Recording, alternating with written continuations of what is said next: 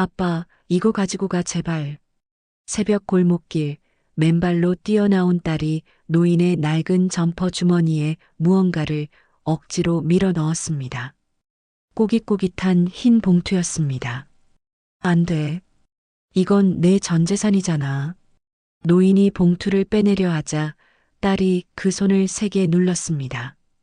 우린 젊으니까 다시 벌면 돼. 아빠는 나이가 많아서 돈 벌기도 힘들잖아. 딸의 눈에서 눈물이 뚝뚝 떨어졌습니다. 나 10년 동안 아빠 보고 싶었어. 목소리가 떨렸습니다. 돈이 없어 반지하 단칸방에서 쫓겨날 처지의 딸이 자신의 전 재산을 노인에게 내밀었습니다. 노인은 봉투를 열어봤습니다. 1,000원짜리까지 알뜰하게 모은 돈 사이로 쪽지 한 장이 끼어 있었습니다. 아빠, 더 많이 주지 못해 정말 미안해. 아빠 사랑해. 그 순간 노인이 차가운 시멘트 바닥에 무너져 내렸습니다. 아, 내가 짐승이다. 노인은 왜 새벽 골목에서 짐승처럼 울부짖었을까요? 10년 전 내쫓은 딸은 왜 아버지를 원망하지 않았을까요? 그리고 이 낡은 봉투 하나가 어떻게 한 가족의 운명을 송두리째 뒤바꿔 놓았을까요? 이 놀라운 반전의 전체 이야기가 궁금하시다면 잠시만 구독 버튼을 눌러주세요. 평범해 보이는 사람들의 숨겨진 이야기를 매일 전해드립니다. 자, 이제 일주일 전으로 거슬러 올라갑니다. 저녁 6시 한 저택의 식탁 위로 가진 산의 진미가 가득 올라와 있었습니다. 전복찜, 한우 갈비찜, 싱싱한 회까지 12가지가 넘는 반찬이 상다리가 휘어질 듯 차려져 있었지만 그 넓은 식탁에는 단 한 사람만이 앉아 있었습니다. 70이 넘은 노인은 숟가락을 들었다가 내려놓기를 반복했습니다. 밥 한 숟가락 제대로 목구멍으로 넘기지 못하고 물만 억지로 들이켰습니다. 밥이 왜 이리 안 넘어가나? 노인이 중얼거렸습니다. 텅 빈 식탁 맞은편 의자들이 쓸쓸하게 노인의 시선을 받아내고 있었습니다. 한때는 가족들로 북적이던 자리였습니다. 노인은 젓가락으로 갈비찜을 집었다가 다시 접시 위에 툭 떨어뜨렸습니다. 에잇! 결국 숟가락을 내려놓은 노인이 자리에서 일어섰습니다. 그때 식당 문이 열리며 중년의 남자가 조용히 들어왔습니다. 노인을 오랫동안 보좌해온 비서였습니다. 내일 아침 준비는 다 끝났습니까? 노인이 창밖을 바라보며 낮게 물었습니다. 네. 가짜 기자들도 대기하고 있고 언론 쪽도 손을 썼습니다. 비서가 허리를 숙이며 대답했습니다. 노인이 천천히 고개를 돌려 비서를 바라봤습니다. 평생을 자식들한테 퍼줬어. 첫째한테 빌딩 사줬지. 둘째한테 사업 자금 대줬지. 노인의 목소리가 점점 가라앉았습니다. 그런데 말이야. 한 번도 안 와. 밥 한 끼 같이 먹자고 연락 한 통이 없어. 노인이 쓴웃음을 지으며 다시 입을 열었습니다. 그래서 확인해 보려고. 내가 돈이 없어져도 자식이 날 찾아오는지. 이 늙은이가 자식 마음을 알면서도 확인하고 싶은 거야. 그리고 텅 빈 식탁을 한참 바라봤습니다. 화려한 음식들이 무색하게, 그 자리는 너무나 외로웠습니다. 노인은 천천히 식당을 빠져나왔습니다. 긴 복도 양옆으로 자식들이 환하게 웃고 있는 가족 사진들이 보였습니다. 행복했던 시절이었습니다. 노인이 그 사진들 앞에서 멈춰 섰습니다. 손을 뻗어 액자를 쓰다듬었습니다. 그러다 한 사진 앞에서 오래 머물렀습니다. 가족 모두가 모여 찍은 사진이었는데 한쪽 부분이 가리워져 있었습니다. 노인은 그 빈자리를 어루만지며 눈가가 붉어졌습니다. 무언가 말하려다가 입을 다물었습니다. 그리고 자신의 방으로 향했습니다. 그날 밤 넓은 저택에 노인은 침대에 누워 천장을 바라봤습니다. 잠이 오지 않았습니다. 다음 날 아침 텔레비전 화면에 긴급 뉴스 자막이 떴습니다. 태민그룹 강태민 회장, 1,000억 부도설 확산. 채권단 긴급회의 소집. 그룹 해체 수순 밤나. 뉴스 앵커의 목소리가 거실에 울려 퍼졌습니다. 태민그룹 강태민 회장이 잇따른 사업 실패와 보증 채무로 인해 1,000억 원대의 부도 위기에 처한 것으로 알려졌습니다. 그 시각 태민그룹 회장실 문이 벌컥 열리며 집달관 복장을 한 남자들이 우르르 들어왔습니다. 압류 나왔습니다. 남자들이 회장실 곳곳을 돌아다니며 빨간 압류 딱지를 붙이기 시작했습니다. 강태민 회장이 수십 년간 아꼈던 수석 위에 딱지가 붙었습니다. 골프채 가방에도 딱지가 붙었습니다. 벽에 걸린 그림 액자에도 어김없이 빨간 종이가 달라붙었습니다. 강태민 회장이 가만히 서서 그 광경을 지켜봤습니다. 표정 하나 변하지 않았습니다. 저것도 해. 집달관이 책상에 만년필을 가리키며 말했습니다. 최 비서가 강태민에게 다가와 작은 보따리를 건넸습니다. 회장님, 준비한 옷입니다. 강태민이 보따리를 받아 안을 들여다봤습니다. 낡아서 보풀이 일어난 회색 점퍼와 때가 탄 낡은 단화가 들어 있었습니다. 강태민이 양복 상의를 벗고 낡은 점퍼를 걸쳤습니다. 구두를 벗고 낡은 단화로 갈아 신었습니다. 거울 앞에 선 강태민이 자신의 모습을 한참 들여다봤습니다. 주름진 얼굴, 허리가 살짝 굽은 체형, 그리고 초라한 옷차림. 강태민의 눈에 30년 전 기억이 스쳐 지나갔습니다. 막노동판을 전전하며 시멘트 포대를 나르던 젊은 시절. 손에 못이 박히고 허리가 끊어질 것 같아도 이를 악물었던 그때. 그때는 가진 게 없어도 외롭지 않았는데 가진 게 많아지니까 이렇게 혼자가 됐어. 최 비서가 아무 말 없이 고개를 숙였습니다. 강태민이 거울 속 자신의 모습을 다시 한번 바라서 있었습니다. 다들 믿겠지? 강태민이 최 비서를 돌아보며 물었습니다. 네, 회장님. 언론도 이미 보도했고 집달관들도 완벽하게 연기하고 있습니다. 강태민이 고개를 끄덕였습니다. 창밖에 높은 빌딩들이 하늘을 찌를 듯 솟아 있었습니다. 저 아래 어딘가에 자신의 자식들이 있을 것입니다. 이 소식을 듣고 어떤 반응을 보일지. 이제 시작이군. 강태민이 눈빛이 예사롭지 않았습니다. 슬픔과 기대, 그리고 두려움이 뒤섞여 있었습니다. 회장님, 정말 괜찮으시겠습니까? 강태민이 대답 대신 문을 향해 걸었습니다. 집달관들은 여전히 분주하게 압류 딱지를 붙이고 있었습니다. 수십 년간 일궈온 것들이 빨간 종이로 뒤덮여가는 모습. 비록 가짜 연극이지만 묘하게 가슴이 서늘했습니다. 강태민이 회장실을 빠져나왔습니다. 엘리베이터에 올라탄 강태민이 버튼을 눌렀습니다. 1층으로 내려가는 동안 거울에 비친 자신의 모습을 또 한 번 확인했습니다.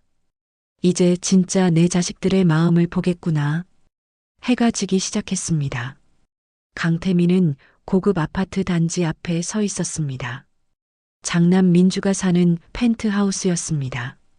로비를 지나 엘리베이터를 타고 올라왔지만 정작 문 앞에서는 발이 떨어지지 않았습니다. 강태민이 주먹을 쥐었다 폈다를 반복했습니다. 그래도 내 자식인데. 아버지가 이 꼴이 됐는데 모른 척하겠나? 초인종을 누르려는 순간 문 안쪽에서 목소리가 새어나왔습니다. 민주의 목소리였습니다. 그러니까 내가 뭘 했어? 미리 빼돌려 놓길 잘했지. 강태민의 손이 허공에서 멈췄습니다. 아버지 재산 다 날아가면 어쩔 뻔했어? 내 명의로 돌려놓은 거 있으니까 우리는 걱정 없어. 노인네가 사업에 대해 뭘 안다고 손을 대서 이런 상황을 만들어. 진작에 그 재산 나를 줬으면 이런 일 없지. 강태민의 얼굴에서 핏기가 싹 빠졌습니다. 심장이 주먹으로 쥐어짜이는 것 같았습니다. 진이? 에이, 그 애는 아버지가 벌써 의절했잖아. 내 알바 아니지. 그 말에 강태민의 눈가가 파르르 떨렸습니다. 다리에 힘이 풀려 벽을 짚어야 했습니다. 강태민이 비틀거리며 뒷걸음질 쳤습니다. 엘리베이터를 타고 내려오는 동안 박태산의 입술이 바들바들 떨렸습니다. 큰아들 놈은 괴물 같구나. 둘째는 다르겠지.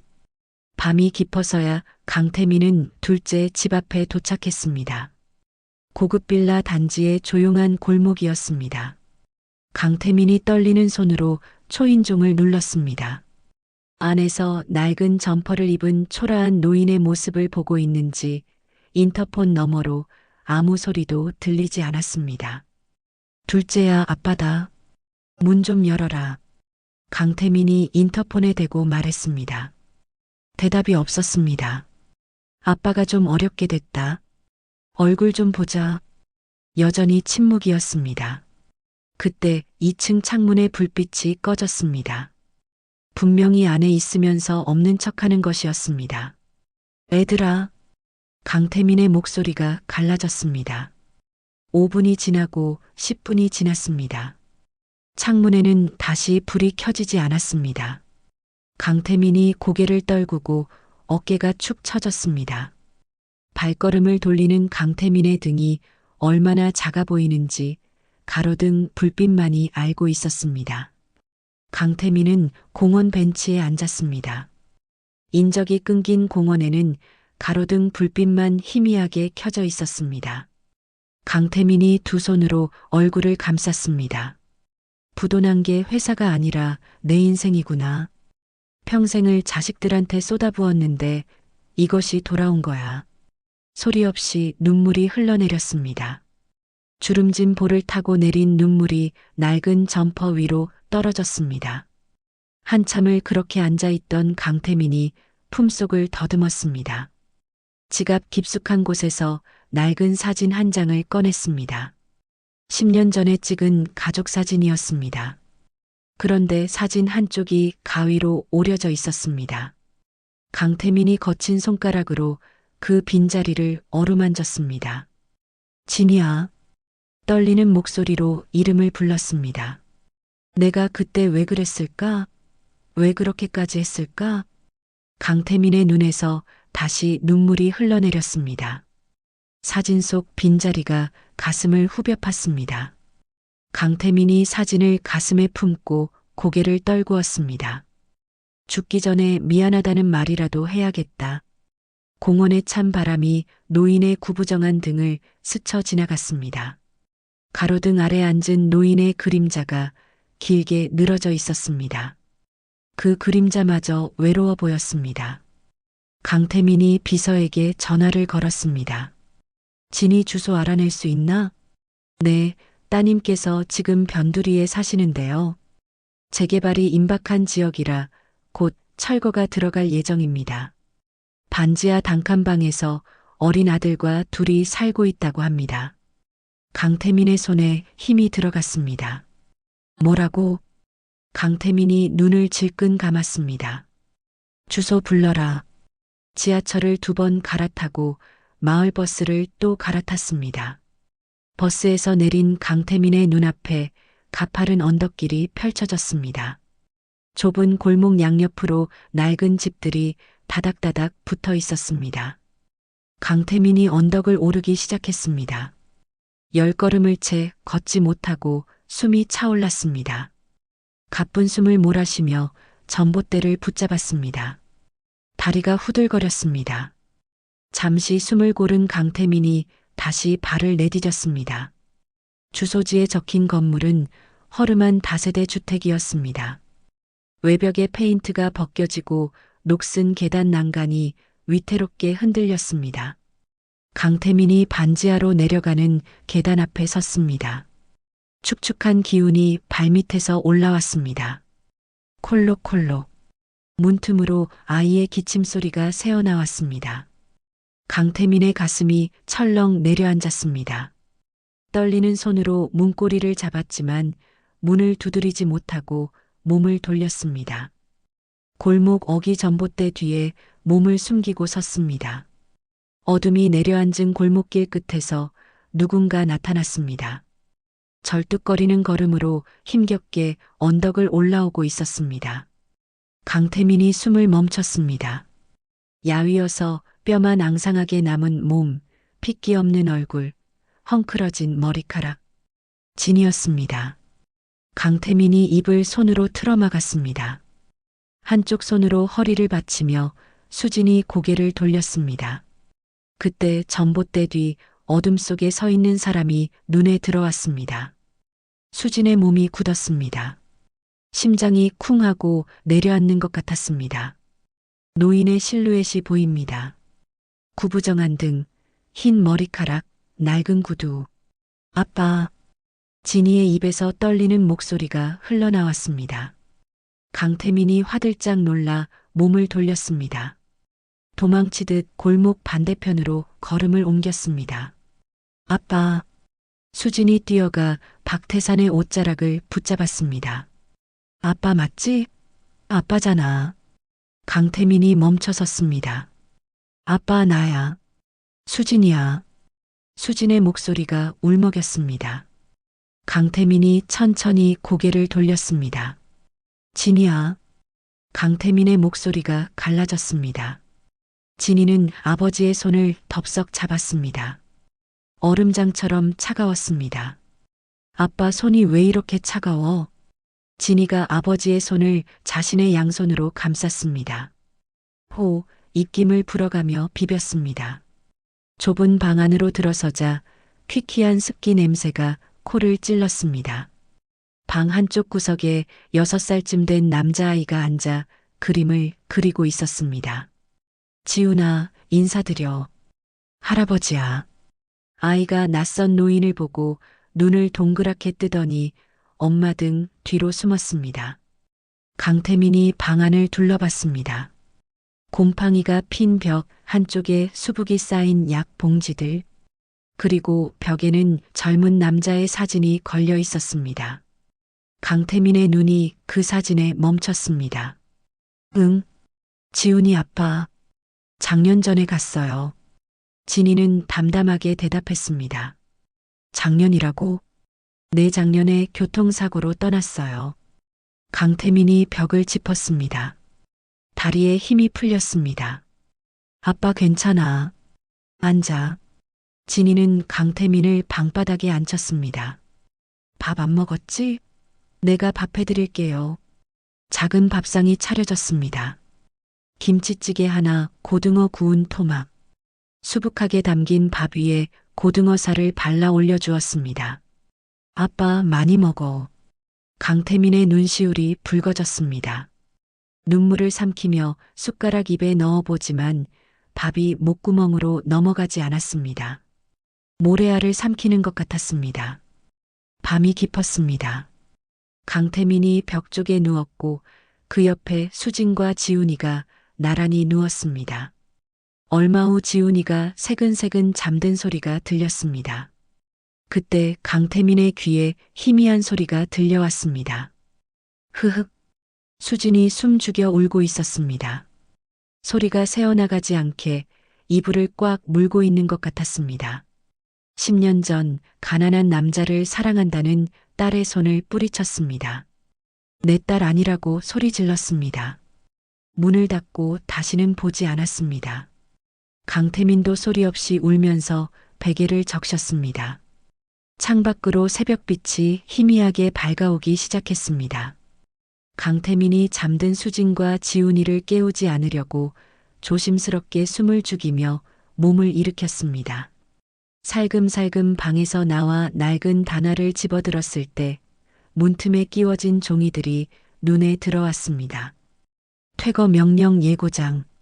강태민의 눈이 커졌습니다. 그 아래로 전기요금 독촉장, 가스비 연체 통보, 병원비 청구서, 수북하게 쌓인 고지서들이 보였습니다. 이번 주까지 퇴거하지 않으면 강제 집행. 예고장의 글씨가 눈앞에서 흐릿해졌습니다. 진이가 쫓겨날 판이구나. 다리에 힘이 풀려 망연자실하여 한참을 앉아 있다가 조용히 문을 열고 나왔습니다. 진이는 자기가 당장 길바닥에 나앉을 처지라는 것은 말하지 않았습니다. 아빠, 돌아보니 수진이 맨발로 뛰어오고 있었습니다. 하하. 수진이 거친 숨을 몰아쉬며 아버지 앞을 가로막았습니다. 어딜 가? 왜 말도 없이 가? 수진아, 아빠가 있으면 너한테 짐만 돼. 무슨 소리야? 난 괜찮아. 아빠 가지 마. 강태민이 딸을 피해 돌아서는데 수진이 아버지의 낡은 점퍼 주머니에 무언가를 억지로 밀어 넣었습니다. 두툼하고 꼬깃꼬깃한 봉투였습니다. 이게 뭐야? 필요 없어. 강태민이 봉투를 빼내려 했습니다. 진이는 아버지의 손을 세게 눌렀습니다. 가져가.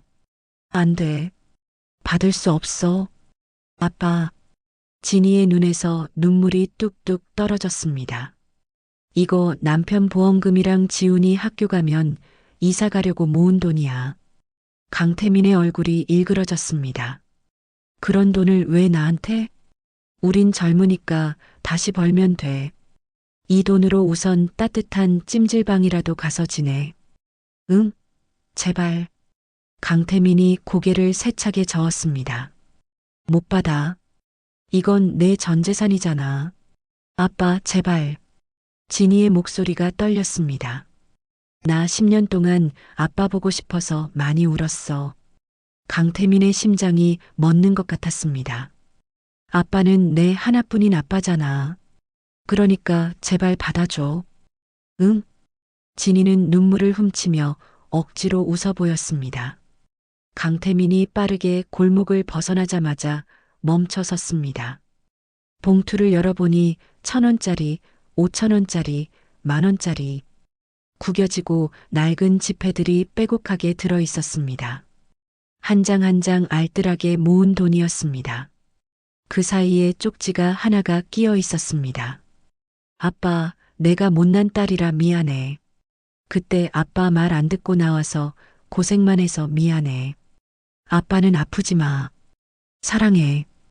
강태민이 차가운 시멘트 바닥에 털썩 주저앉았습니다. 봉투를 가슴에 끌어안고 통곡했습니다. 내가 짐승이다. 내가 애비도 아니다. 울부짖는 소리가 새벽 골목에 울려 퍼졌습니다. 미안하다, 진이야. 아빠가 미안해. 주저앉아 짐승처럼 통곡했습니다. 최 비서가 강태민 앞에 섰습니다. 강태민이 충혈된 눈으로 비서에게 말합니다. 부도 연극 그만 끝내자. 지금 당장. 알겠습니다, 회장님.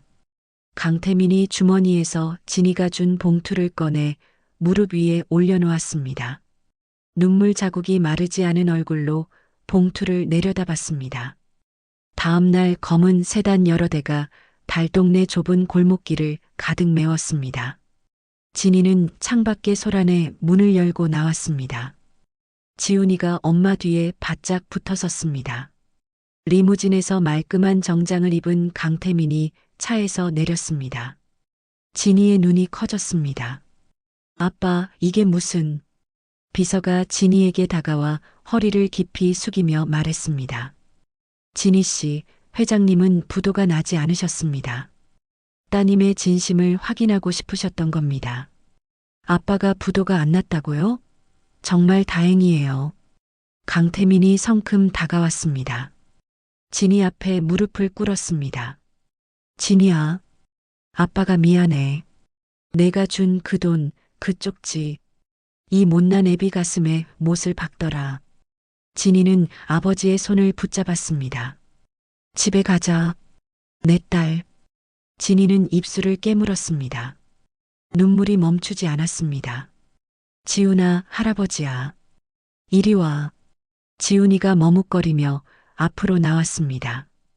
강태민이 손자를 번쩍 안아들었습니다. 우리 지훈이, 이제 할아버지가 맛있는 거 많이 사줄게. 본가에 돌아온 날 강태민이 제일 먼저 한 일이 있었습니다. 거실벽 가장 잘 보이는 곳에 액자 하나를 걸었습니다. 수진이 준 그 봉투였습니다. 눈물 자국이 얼룩진 쭈글쭈글한 흰 봉투. 그 안에 들어있던 쪽지도 함께 넣었습니다. 강태민이 액자를 바라보며 말했습니다. 1,000억보다 무거운 게 이 봉투 안에 들어있어. 이게 내 인생에서 가장 귀한 거야. 강태민 회장은 평생을 돈이 전부인 줄 알고 살았습니다. 1,000억을 벌었지만 저녁 식탁은 늘 혼자였습니다. 부도라는 거짓말 앞에서 장남과 둘째는 아버지를 외면했습니다. 그런데 10년 전 내쫓았던 막내딸은 달랐습니다. 쫓겨날 처지에 놓인 반지하 단칸방에서 자신의 전 재산을 아버지 주머니에 밀어 넣었습니다. 아빠 사랑해. 그 한마디가 1,000억보다 무거웠습니다. 진짜 부자는 돈이 많은 사람이 아니라 마음이 따뜻한 사람 곁에 있는 사람입니다. 여러분 곁에도 그런 사람이 있기를 바랍니다. 감사합니다.